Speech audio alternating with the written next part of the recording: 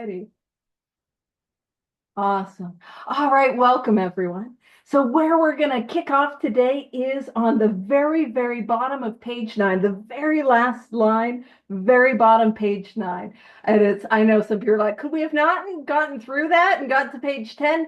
Nope, that's not how we do. All right, this is how we do. All right, so just a little bit of context of where we are in Bill's story. Where we are at where Bill Wilson, on the first full paragraph of page 8, he has had what I like to call his step 1 experience. Bill Wilson sees the hopelessness of his alcoholism. He sees from his first hospitalization, he has knowledge of what his problem is. He has knowledge that he's got an obsession of the mind and an allergy of the body. He goes back to the town's hospital after a relapse and has knowledge of the hopeless condition. He has knowledge that he is going to drink again. He wants to stay sober. He needs to stay sober. He has to stay sober, and he's going to drink again. And he's drowning in that hopelessness, and that is his step 1 experience. And we can't stay sober on a step 1 experience because he drinks again. I can't stay sober on the idea that I'm going to drink again. I can't stay sober on that. And so what happens is his old drinking buddy, Ebby Thatcher, Throckmorton, my homie, he shows up and he carries knowledge of what our solution is. And in the rooms of 12 Step, the solution is a spiritual awakening, as well as a practical program of action, which later became our 12 Steps. So as we're picking up at the very bottom line, page 9, what we have is, or what Bill Wilson has, is the 3 pieces of information that I need to know in order to stay sober. He knows what his problem is, the obsession of the mind and the allergy of the body. And he got that information through meeting Dr. Silkworth 2 times. And in his story, he showed up a 3rd time. But anyway, that's where he got knowledge of his problem. And then our guy, bottom of page 9, we haven't even started yet. I'm doing a review like I do. We're taking a bit. Thank you. Welcome. Glad you're here. I don't know how I'm like this. And then knowledge of the solution. The solution is the spiritual awakening. And again, program of action. That is for us in 2024, the 12 steps. And that it is really that simple. If you're new here today, if you're struggling, if you're like, man, I can't stop. I keep going back to it, knowing that it is destroying my life. That is a message of hope. Because we know what we need to do. Because sometimes I come to the rooms and I got a lot of information and I don't know which to prioritize. But what I need is, if I have the allergy of the body, I have the obsession of the mind, I need a spiritual awakening, nothing less than that, and I will drink again. And how I get it is the 12 steps, as for us, directed out of this book. And so that's where we're going to pick up. And what we're going to dive into is what I like to call Bill Wilson wrestling with the 2nd step. Now, the 2nd step wasn't a thing. You know, they had not formalized it. It wasn't like that. But essentially, he's wrestling with the idea of, could there be a power greater than himself? And we're going to see. Now, I'm sure this is something that nobody here can relate to. I'm sure no one came to the rooms of 12 Step and saw that G-O-D word and thought, no, thank you, not for me. You know, I'm sure you were all like, oh boy, I can't wait. I'm so excited about this. I've got no prejudices, trauma, or old ideas. Sounds delightful. Off I go on this spiritual journey. And so what we're going to see, and like Terry always talks about how this is a book of mirrors. So let's see if we can see our experience in Bill's experience. So he had come to pass his experience along to me if I cared to have it. I was shocked. You know what it's like if you've ever had an old drinking buddy sober up and they're like, yeah, no, I'm working. It's like, whoa, like shocked. Yeah. I was shocked, but interested. And I want to point something out. What breeds Bill Wilson's interest? It says, certainly I was interested. I had to be, for I was hopeless. And I always want to emphasize when we see the word hopeless, Because when I can see the reality of my situation as an alcoholic or an addict or a compulsive, whatever brings you to this all-inclusive study, when I can see the hopelessness of my condition, that's when I'm willing to grab a hold of the hope. There's a beautiful transition from hopeless to hope. And that's what we're going to see Bill Wilson taking that leap with. So it goes on to say, he talked for hours. Childhood memories rose before me. I could almost hear the sound of the preacher's voice as I sat on still Sundays way over there on the hillside. So I want to point something out. Bill Wilson, sitting on the hill, there's a church service. Bill Wilson, not in the church service, just overhearing it. You know what I'm saying? Just going to throw that there. He's not in it. And then it says, that proffered temperance pledge I never signed. And one of the things I'm just going to throw out there, anyone who, I think it was more in the 80s. Do we have any people that grew up in the 80s? No? Okay. That's fine. Did you guys, 90s, baby. I'm the problem. All right. Yeah. Well, I don't think we had the DARE program. But did you guys have the DARE program? Anyone DARE? And I think they had a lion that was like, don't do drugs. Yes. Oh, there's way more people that had the DARE program. I guess we didn't get it in Canada. Okay. So a proffered temperance pledge is a little like the DARE program, like I'm never gonna drink.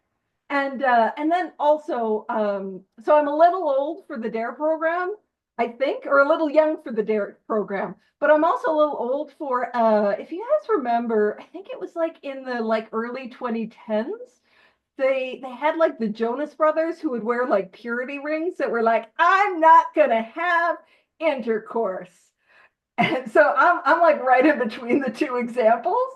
And that's what like an equivalent of the proffered temperance pledge. And I want to point something out. He didn't sign it. And I know Howard's put a picture in the chat, and I have share screen ready to go. This is an example. I said ready to go. I had to go get it ready. But this is an example of a temperance pledge, right? Where it says, with malice towards none and charity for all, I understand, or I, the undersigned, do pledge my word and honor, God helping me, to abstain from all intoxicating liquors as a beverage, and that I will, by all honorable means, encourage others to abstain. Sounds like a bit of a killjoy, am I right? And so Bill Wilson's like, not signing that, no thank you, not interested. All right, so, and then it says, my grandfather's good-natured contempt of some church folks and their doings. Did I ever notice any, I know that I'm going to blow your minds, hypocrisy, perhaps in a religious congregation I was involved in growing up? I know. Hypocrisy with human beings? What? Crazy. So he had that good-natured contempt. He wasn't interested. And it says, his insistence that the spheres really had their music, but his denial of the preacher's right to tell him how he must listen. Now this, yeah, Grandpa Griffith. Sorry, I'm just delightful. By the way, anywho, I was gonna be like, oh, by the way, Howard, and then give you some information, but I'm like, I'll just wait till after the big book study, not in the middle of it. Terry should be back next week, weather permitting. I know. Everyone's like, pray for no snow. Terry, come back. Terry, come back.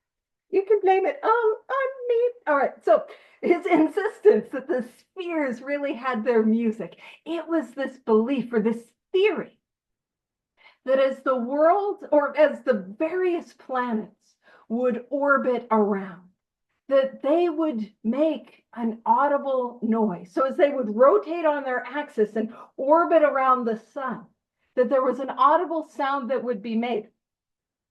And it turns out that's true. And now, here's the thing, if you're wanting to ruin your day, which I mean, we are a bunch of people that will just casually ruin our days, feel free to go on YouTube and listen for the sound of Saturn.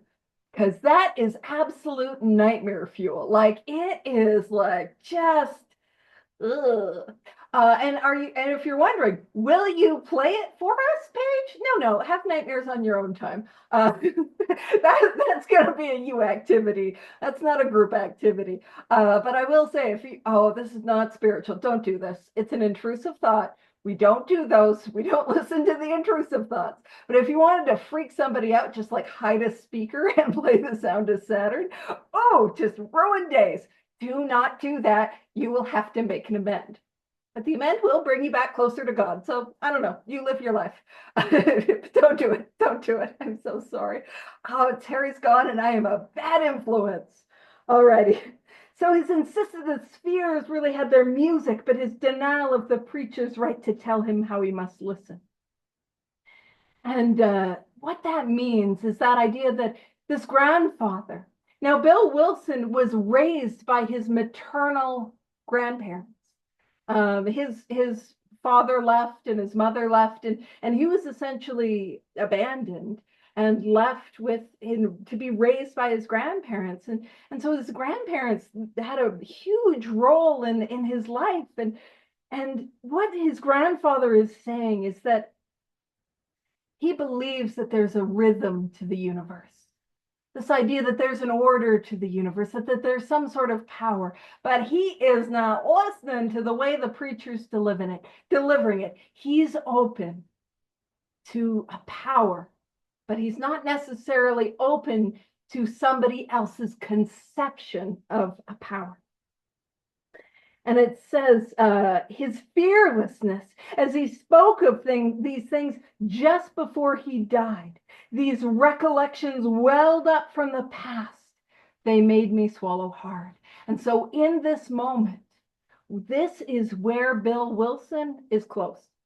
We're seeing Bill Wilson not open to this idea of an organized religion's idea of God. He's close. He's remembering the impact of being raised by his grandparents and his grandfather's belief. And there's a beautiful little tie-in that will go into more detail in when we see spoilers, Bill Wilson have a spiritual experience. Sorry, I didn't spoilers ahead, my bad. He's gonna take some action and stay sober. Woo! Don't mean to ruin it for you. But we're gonna get into more detail about it.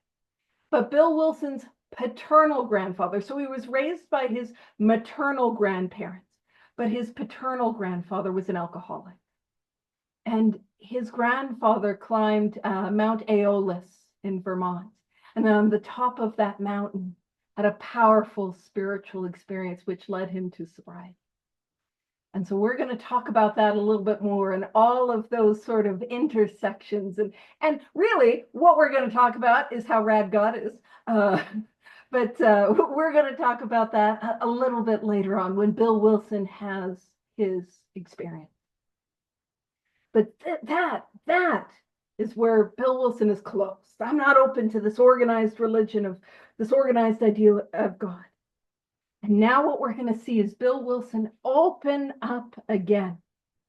And it says on page 1, or it doesn't say it, but we're making note of page 1. So if you're writing in your book, say, see page 1. We're not going to bounce there just yet. It says that wartime day in old Winchester Cathedral came back. And if you guys remember what happened on page 1.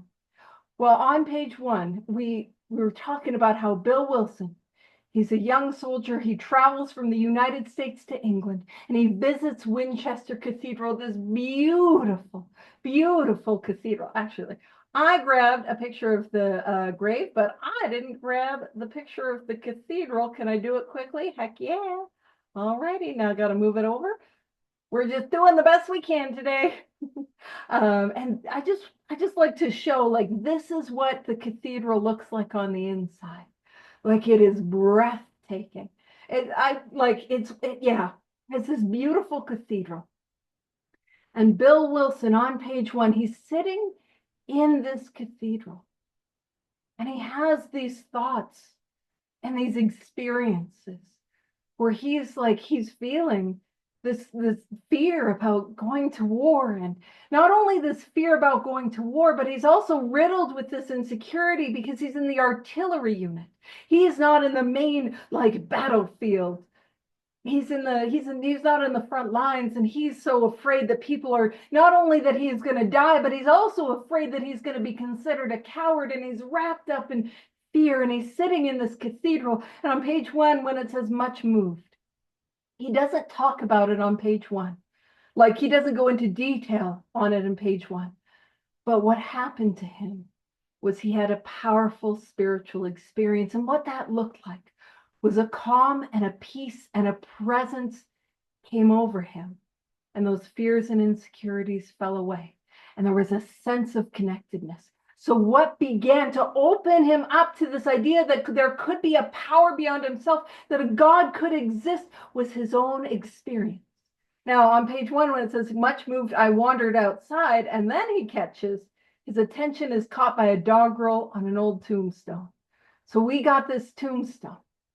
And we made it, if you're hanging out with us way back on page 1, I say way back because we're not going quickly through this thing. We are taking some strolls here at the Lunacy Commission. It really, Tangents Anonymous. I'd say there's a 12-step program for that, but it's probably 24 because we kept getting lost. You know what I'm saying? And so he goes outside, and this tombstone stands out to him. And if you're ever like, well, there's a lot of tombstones. Also, Buddy just was like, had this powerful experience. So it is the only like classic alcoholic. I'm just gonna trope around the graveyard, a little morbid like we do. But he goes and this tombstone, now it's pretty big, it's a tall one.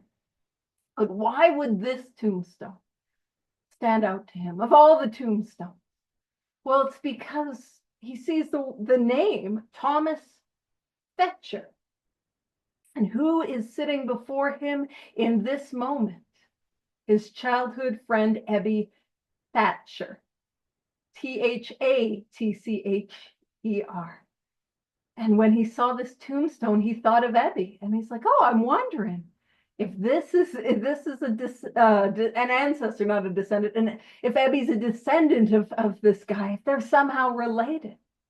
And I always forget to mention this. And Rob always reminds me after. And finally, something stuck in this little brain. So one of the things that I want to point out is Thomas Thatcher, who passed away. He passed away on the 12th of May, 1764.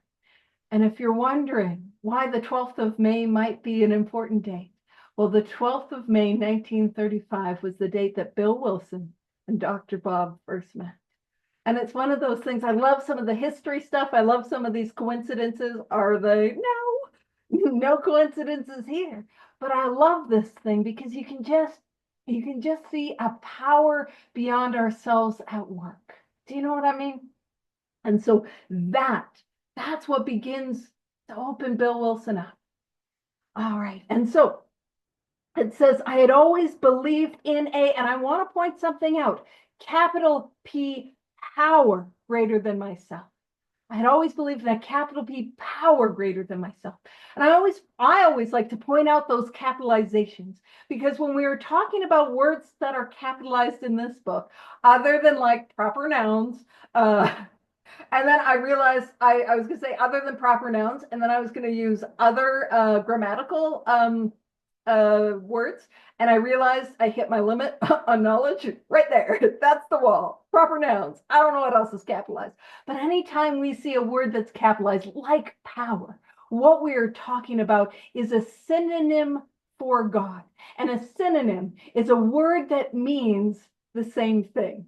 You know, like Lunacy Commission and Paige could use one. Synonyms, you know what I mean? It means the same thing. So what are we talking about? When it said, I always believed in a capital P, power greater than myself, we're pointing to God. Or if that word God is one that you are not open to, use the word power. I love this idea that the word God is a title, not a name. And it also, when I look at that, God as a title, not a name. I can see the things that I have erroneously put in the position of God. Erroneously is incorrectly. And if you're wondering, Paige, what the heck are you on about? I'm on a tangent. Come along with me. It's fun. It's consent. All my tangents are semi-consensual. You can mute me for a little bit. Come back in 3 minutes. We'll be back on track, probably, possibly. But it's that idea that what do I put in the position of God? Well, if you've ever had that feeling that I am not enough, and I know you guys can't relate to that feeling, never, never. I am not enough. And if you follow that up with a question, for whom? That often tells me who I have put in the position of God. Or if I look to where do I get my sense of value, of worth, of esteem? That is often where I have made something or someone God. And so that's what we're pointing to. We're pointing to God. And so I always point out those capitalizations, but sometimes I forget to mention why I'm pointing out those capitalizations. And sometimes I'm at a meeting where I'm just supposed to read and I'm not supposed to do that. And I will read it. I had always believed in a capital P power. Sometimes I read it like that. So I just annoy people sometimes. All right. So again, this is where he's open. I'd always believed in a capital P power greater than myself. I had often pondered these things. I was not an atheist. Few people really are. For that means blind faith. And it's an interesting thing that he points out. To be an atheist actually requires more faith than it does to be agnostic. I have faith there is no power. I have faith there is no God. So few people really are, for that means blind faith in the strange proposition that this universe originated in a cipher, so came from nowhere and aimlessly rushes nowhere. So it comes from nowhere and it's going to nowhere. And it says, my intellectual heroes, the chemists, the astronomers, even the evolutionists suggested vast laws and forces at work. And so, Bill, I've listened to not a plethora, but I've listened to a speaker tape of Bill's. It's probably singular, because then my ADHD took me somewhere else and I was doing something else. But I remember this clip, and Howard can let me know if I am misremembering, because I'll do that. I'll do that when I'm writing inventory and I'm column 2. Oh, I'll misremember in column 2. I am an angel and I did nothing wrong, and then I get column 4 and I get to remember correctly, But I remember him saying in a speaker tape that what he worshipped was the God of science. And what he's talking about is I'm gonna explain it a little bit more as Bill explains it. I'm getting ahead of myself. Paige getting ahead of herself. Who would do that? Me, perpetually. So what he's talking about is this idea that okay, well, these astronomers were able to see these planets in orbit. And there's a science to that. And people who are studying physics, if I take a brick and I drop it from the same height under the same conditions, it falls at the same rate. If there are these precise laws, could there not be something beneath that? Could there not be something behind that? And it says, so despite contrary indications, I had little doubt that a mighty purpose and rhythm underlay all. How could there be so much precise and immutable law and no intelligence? It's one of those things I don't believe in gravity. It's happening. You know what I mean? It's happening regardless of my opinions on it. You know what I'm saying? So how could there be so much precise and immutable law, but nothing beneath that? So this is what Bill Wilson's believes in. I simply had to believe in a capital S, capital U, spirit of the universe, who knew neither time nor limitation, but that was as far as I had gone. So a spirit that underlies the universe.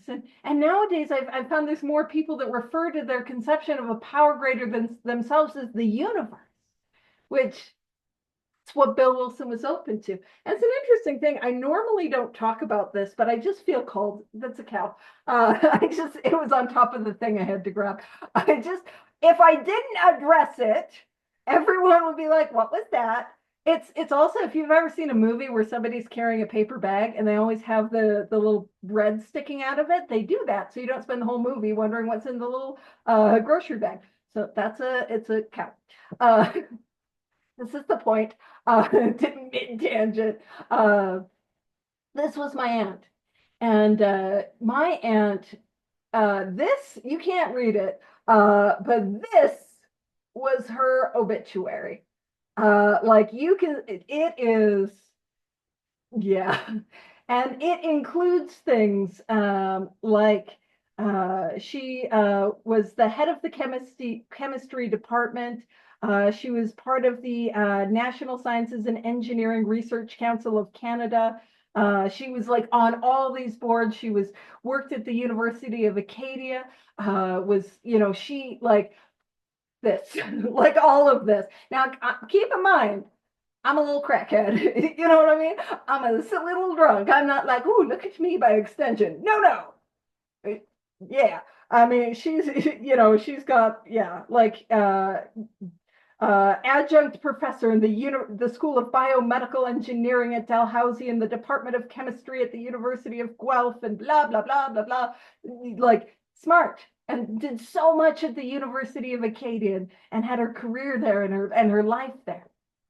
Now, my aunt was diagnosed with cancer and that it was going to be terminal. And this might not come as a surprise based on the obituary.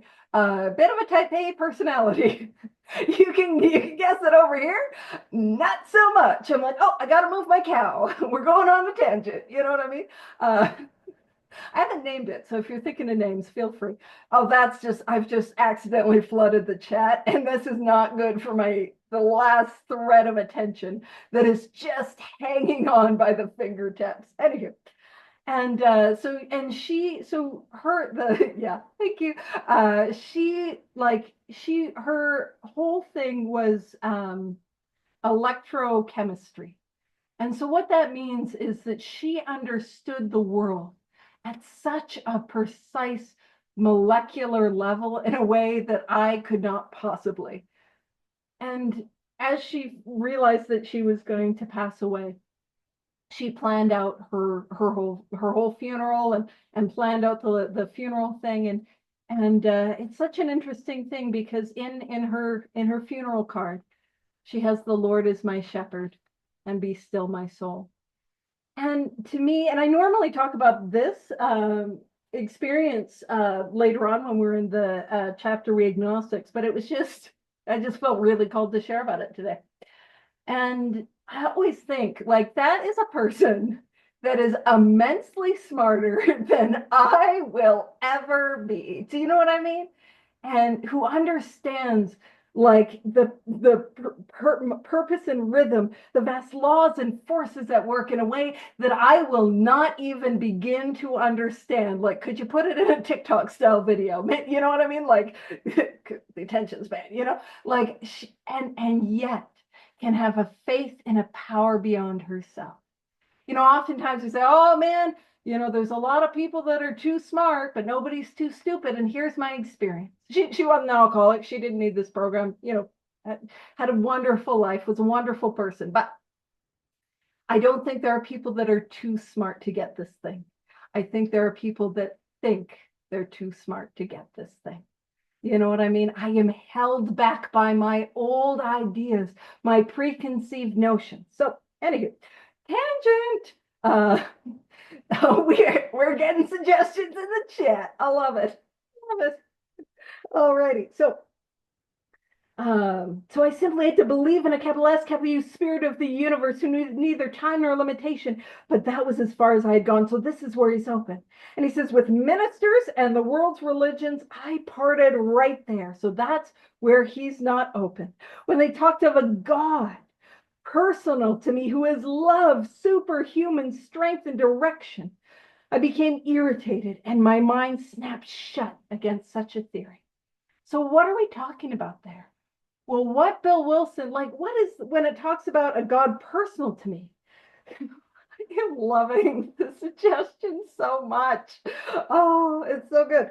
But personal to me, often what that looks like is I'm not open to a Santa Claus God.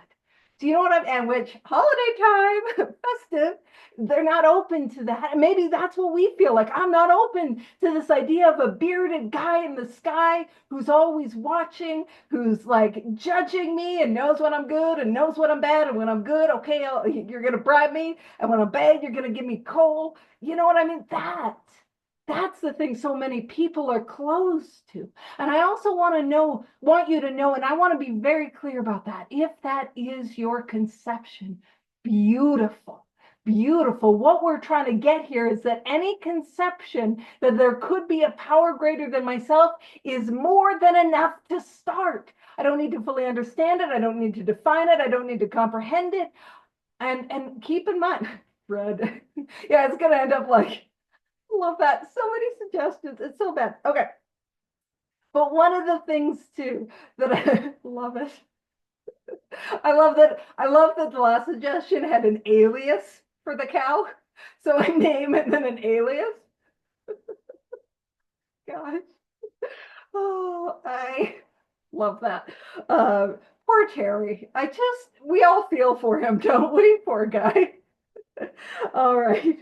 And so but it's that idea, like whatever your conception is enough. And I want to point something out. In step 2, it talks about God as we understand God. Now, I got a 1930s dictionary, and because I am just a delight, I looked up the word understand.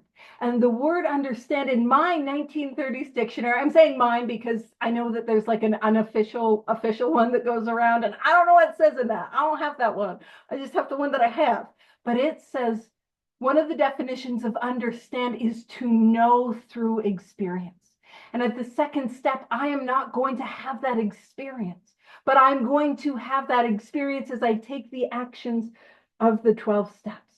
So top of page 11, it says, to Christ I conceded the certainty of a great man, not too closely followed by those who claimed him. And I don't know if you guys caught that, but he is judging from the gutter. Do you know what I mean? He is in the absolute gutter, his life. Now, this is how I describe my life, so I'm just going to extend it a little to my homie Bill. But his life is a dumpster fire.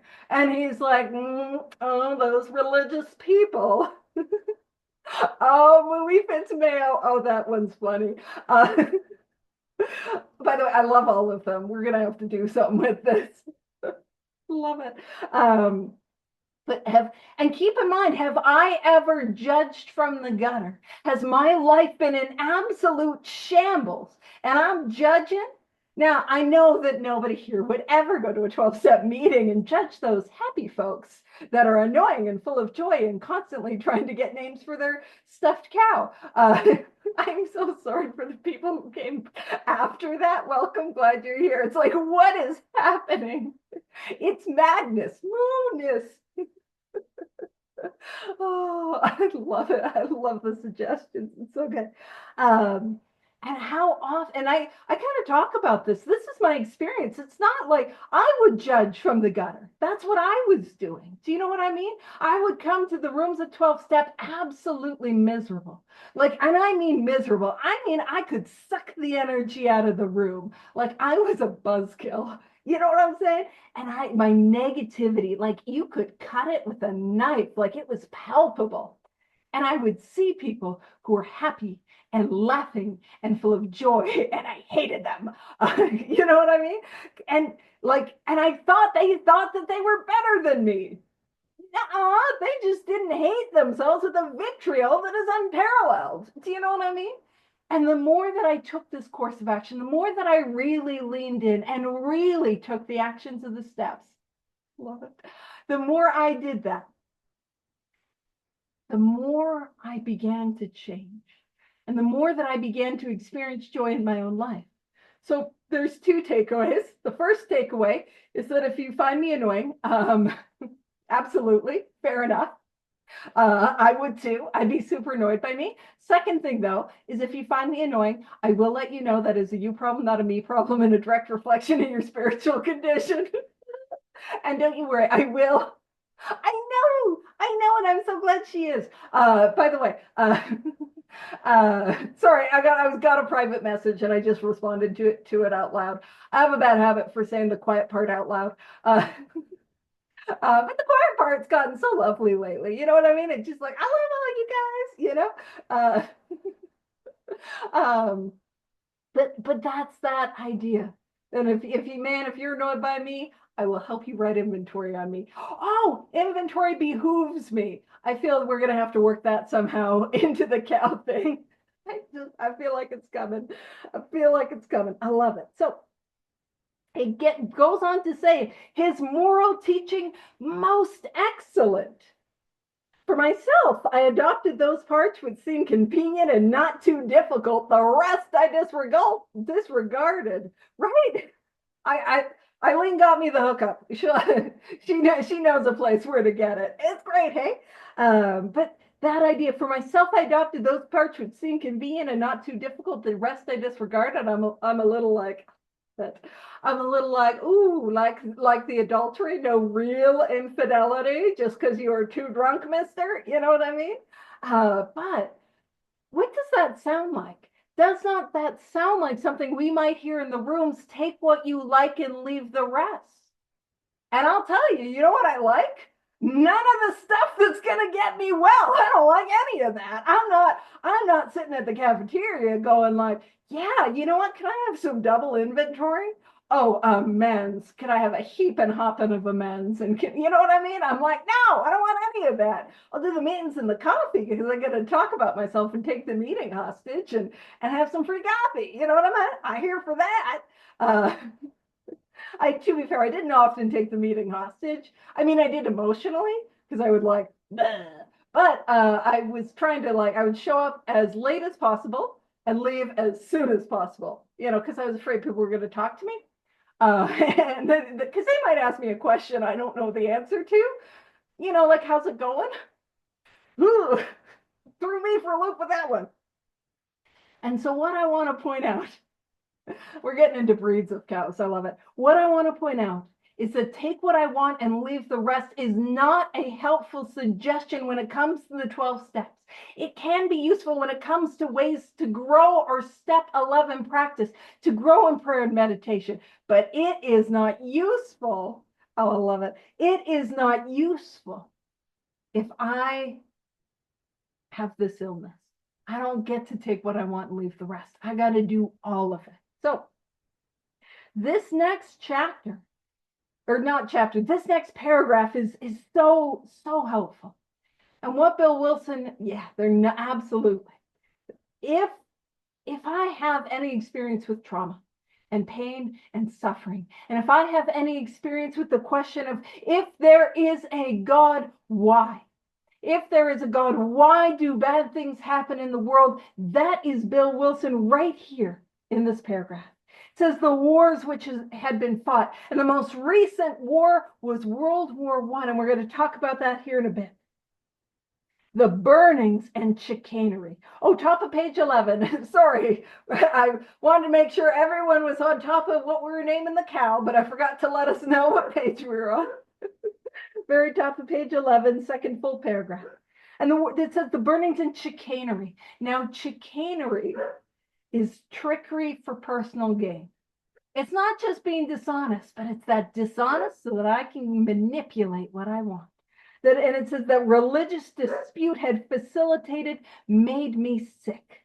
I honestly doubted whether on balance the religions of mankind had done any good. And it says, judging from what I had seen in Europe. And when he's talking about what he had seen in Europe, he's talking about World War I. Now, it's important to understand Bill Wilson did not see front line combat. He didn't. But there was no way he wouldn't have been exposed to the reality of the horrors of that war. Now, that was the first war where chemical warfare was used en masse. So they would drop mustard gas and it would kill indiscriminately. They had what, for the first time, trench warfare, where like thousands upon thousands of lives were lost for an inch of ground. Do you know what I'm saying? And the horrors of that. And there was also a level of PTSD after that war that had its own name because they didn't know what it was. They called it shell shock, and I can't remember if it was before or after they had things like battle fatigue. So there were horrors. And even though he was not front and center to those horrors, he could not have ignored the reality. I mean, the First World War was a meat market. It was grinding these lives of humanity gone in an instant for nothing. For an inch of land. And so that's what he's saying, like that, the horrors of that. It says, judging from what I'd seen in Europe, and since the power of God in human affairs was negligible. So he is closed. He's closed. He doesn't, where's God in that? Where's God in that pain? Where's God in that suffering? And then it says, the brother, capital B, capital M, brotherhood of man, a grim joke, or a grim jest. And what that means is humanity is a sick joke. Everyone's just awful. Humanity is doomed. And then it says, if there was a capital D devil, he seemed capital B, capital U, boss universal. And he certainly had me. So if there was a devil, it's like he's running the show and he's got me. And have I ever felt like, man, if there is evil in the world, that evil has got me because I know I don't want to do it again. And yet I go back to it again and again and again. And this is what opens him up, what opens Bill up again. It says, but my friend, our boy, Ebby Thatcher, the cow might be, there was a number of Ebby Thatcher related cow names. I did not plan for this to end up like this. This is chaos, and I apologize. But my friend sat before me and made the point blank declaration that God had done for him what he could not do for himself. And that's what God does for us. God does for us that which we can never do by ourselves. What could I never do by myself? Permanent, contented sobriety. I could never achieve that. I could stay sober a little while. I wanted to die the whole time. But a permanent contented sobriety, that is humanly impossible for somebody like me. And God does for us that which we cannot do for ourselves. And I need to come to that place where I can see that I cannot do it on my own. And it says his human will had failed. His willpower could not work to keep him sober. Doctors had pronounced him incurable. Society was about to lock him up. Like myself, he admitted complete defeat. And even though the steps weren't really a thing at this moment in history, that to me sounds like Ebby Thatcher's step one. He had admitted complete defeat. That is a step one. And then it says, then he had in effect been raised from the dead. Suddenly, I'm emphasizing suddenly because it does not take long to get well. It does not take long to recover. It does not take long to have a spiritual awakening. It does not take long. We don't have to wait. Suddenly taken from a scrap heap to a level of life better than the best he had ever known. And that for me is a beautiful and sneaky, because I'm all about my sneakies, description of a spiritual awakening, because it goes from the hopeless of step one, admitted complete defeat, all this evidence that he's hopeless, and suddenly taken from the scrap heap, and for me, behind the dumpster, to a level of life better than the best he'd ever known. That is what a spiritual awakening looks like. Doesn't mean everything's perfect, but that's what we're after. And so this is important. Had this power originated in him? So had this power come from him? Was it his power? And this is important. It says, obviously, it had not. So it wasn't our guy. Ebby Thatcher, he doesn't have to be your guy, but he's my guy. But it's not this guy that had this power against this alcoholism. The power wasn't of him. Obviously, it had not. There had been no more power in him than there was in me in that minute. And that was none at all. And so what are we talking about? Bill Wilson is drunk on gin. He's drinking. And our guy, Ebby Thatcher, 2 months sober. The light is on in his eyes. He's 12-stepping, 2 months sober. Didn't take long to get well. He is carrying this message. It does not take long to get well. But Bill Wilson is saying, Ebby Thatcher has no more power than I have. I don't have the power. I build a relationship with that power, and that power flows through me. That power flows through. So when he's talking about in me, he's talking about like of me. You know what I'm saying? It's not my power. When you have a sobriety milestone and some non-recovery folk find out about it, or they find out you're in recovery and they're like, oh, you must be so strong and brave, and what great willpower you have. And it's like, oh, no, you have that wrong. That's not me. You know what I'm saying? It's not my power. It is a power greater than me that flows through me. And so what we're seeing is in that paragraph, those last two paragraphs, Bill Wilson opening up again. So what opens? I'm going to point some things out. What opens Bill Wilson up? His experience on page 1, and the demonstration before him.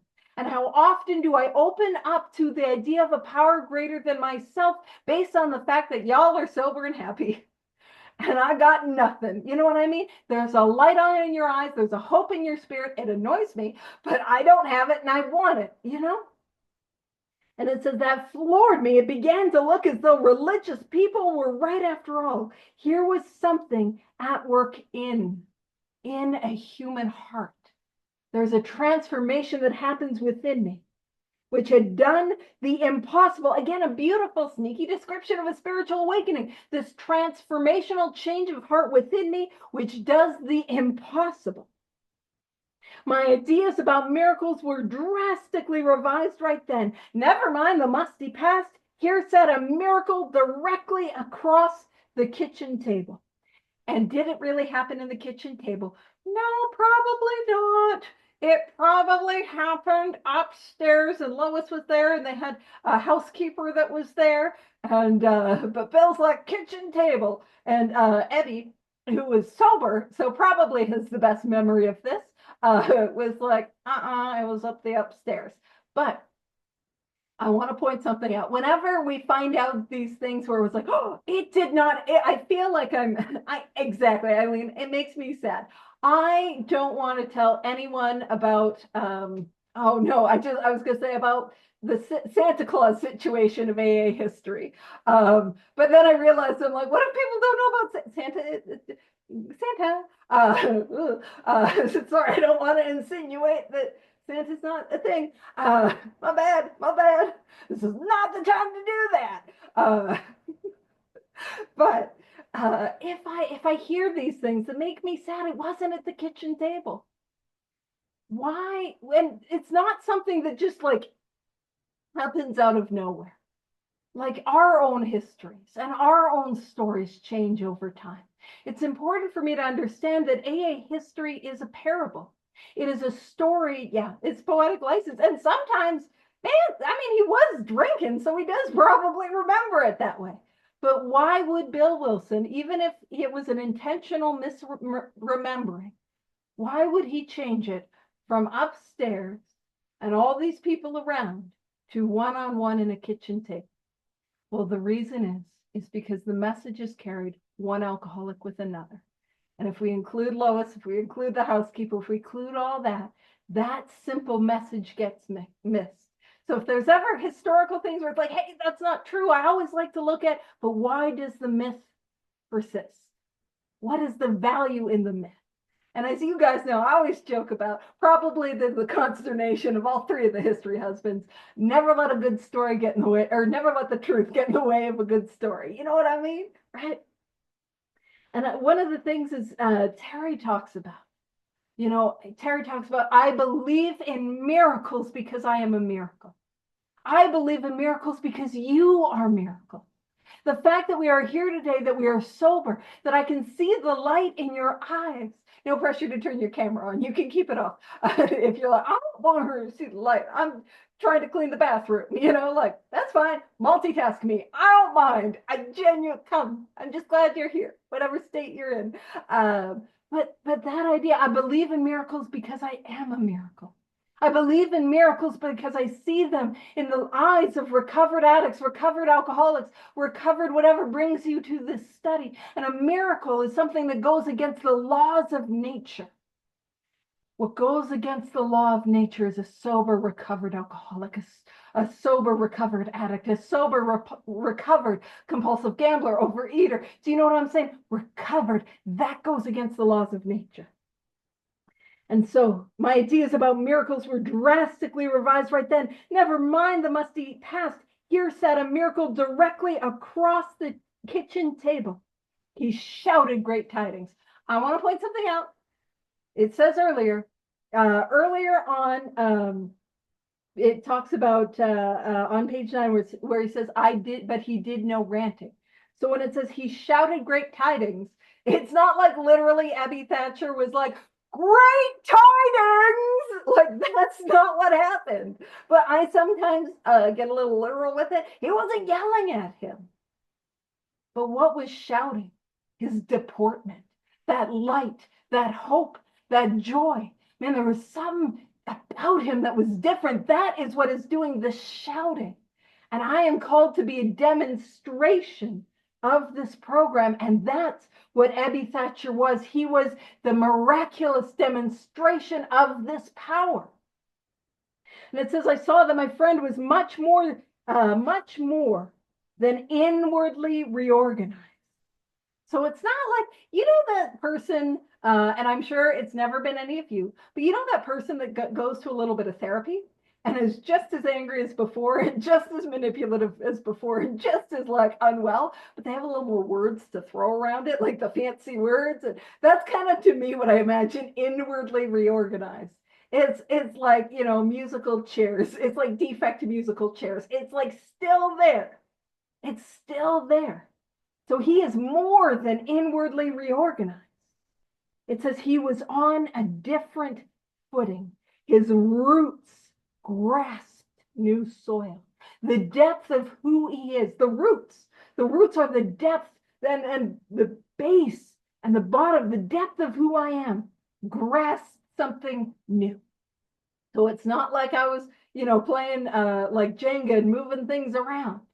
It is the depth of who he is, grounded in something different. And that's what I'm after. And as we begin to talk about that, it becomes a little intuitive that I can't get there with my intellect. I can't think my roots into new soil. Gardeners, that's not me. But any gardeners here? You gotta go repot a plant. You can't do that with thinking about it. You gotta physically go in and take it and reroot it in something new. Can't think about it. Thinking about it doesn't get there. And it says, despite the living example of my old friend, so we're seeing him get closed up again, there remained in me the vestiges of my old prejudice. So it's just, man, there's still a little bit of, yeah, but I'm not interested in the Santa guy. That's what he's saying. The word God still aroused a certain antipathy. And that antipathy is a dislike or aversion. So it's if you've ever been that person where you go to a meeting and you hear the word God and you're like, oh, do we have to be so gaudy? Like me, I'm over here like, God, woo. I don't really have time for this tangent, but we're going on it. I had a sponsee that came. I was doing a step study with a friend of mine, like really early in COVID.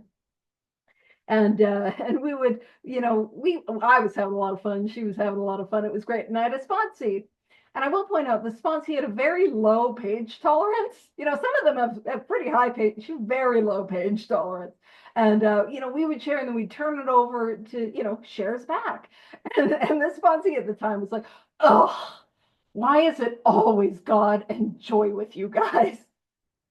That is a beautiful example of arousing antipathy. Like, oh, yeah, the eye roll. You could hear her do it, even if she was muted. You could hear the eye roll. It was palpable.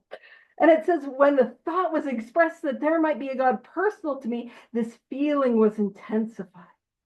I didn't like the idea. So that's where he's closed. But here's where he opens up. I could go for such conceptions as capital C, capital I, creative intelligence, capital U, capital M, universal mind, or capital S, capital N, spirit of nature.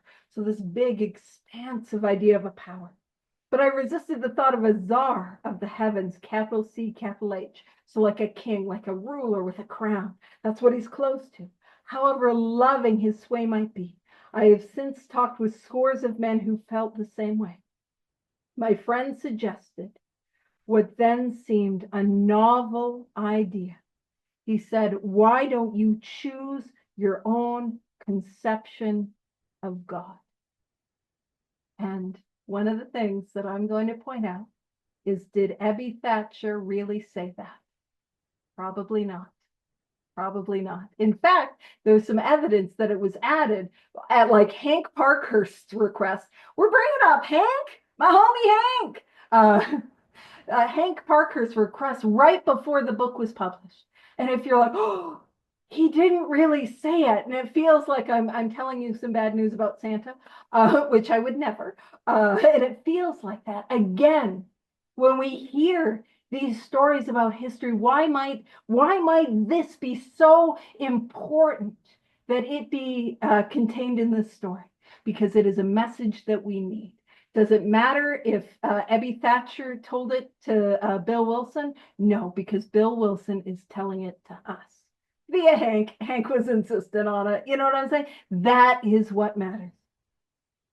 And so my hope is that I could get the next two paragraphs done. I know I'm a little over, and I might be a little overshooting it, but bear with me, or don't bear with me. It's I should have a bear that's like, please bear with me. I know Kathy and Howard have a bear. That'll be the bear with Paige bear. Ooh, it's an ordeal. So it said that statement hit me hard. It melted the icy intellectual mountain in whose shadow I had lived and shivered many years. What holds me in the dark, what keeps me captive to pain and misery, is an intellectual mountain. My thoughts, my beliefs. But if I just open up a little bit, I can experience what Bill experienced. I stood in the sunlight at last. And I love the metaphor of God as light. And we're going to see that all throughout the book. It says, and this next paragraph, if you're writing in it, this is Bill Wilson's step 2. And we'll probably next week do a review of this because it's so important. It says it was only a matter of being willing to believe in a power greater than myself, capital P. Nothing more was required of me to make my beginning. And that is step 2, part 1. Came to believe that a power greater than himself. Pause there. Step 2, part 1. He believes that a power greater than himself could exist. I saw that growth could start from that point. Step 2 is not the finish line. Step 2 is the starting blocks of a lifelong race. I'm beginning this journey from step 2. I don't need to know God. I don't need to define God. I couldn't possibly understand this power at the second step. I just need to believe that people other than me, like Howard, have better things to do on a Friday night than lie about their experience of God. That's it. And then it says, upon a foundation of complete willingness. We don't talk about that much. And I want to point something out. I'm going over my over. Willingness does not always look like, I'd love to. I can't wait. Yes, Paige. That sounds like a wonderful idea. Willingness looks like I would rather die, but I'll do it anyways. Willingness looks like doing it like that sponsee. I roll, but did it anyways. doing it anyways, being afraid, doing it anyways, being unsure, doing it anyways, being resistant, doing it anyways. Willingness looks like begrudging action. That is what willingness looks like. And it says, I might build what I saw in my friend. Would I have it? Of course I would. And when it talks about I might build what I saw in my friend, that is his step 2, part 2, came to believe that a power greater than himself could restore him to sanity.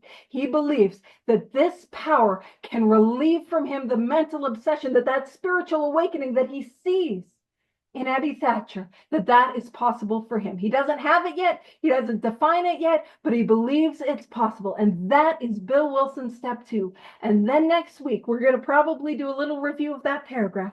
And we're going to talk about Bill Wilson's step 2 experience, because he's going to have an experience on step 2 and why this ain't a 2-step deal, why we got to go further. So I'll leave it there, stop the recording. Thank you for sticking it out with me and for the names for the cow.